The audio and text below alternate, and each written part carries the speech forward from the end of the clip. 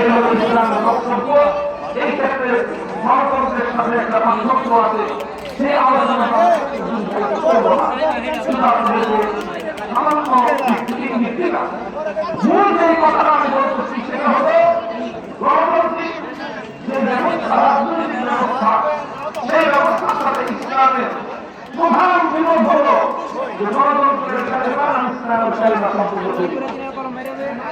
ইসলাম বলে লা ইলাহা ইল্লাল্লাহ, সার্বভৌম ক্ষমতার একমাত্র মালিককে।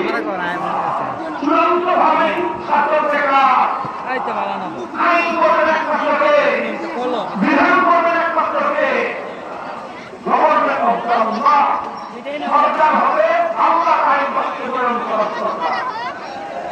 গণতন্ত্র হলে সরকার হবে জনগণের ইচ্ছা বাস্তবায়ন করার সরকার। ইসলাম বলে সরকার হবে আল্লাহর ইচ্ছা বাস্তবায়ন করার সরকার। এই জায়গাটাই মূল পার্থক্য। যারা ইসলামকে বুঝেছে, যারা ইসলামকে ধারণ করেছে, যারা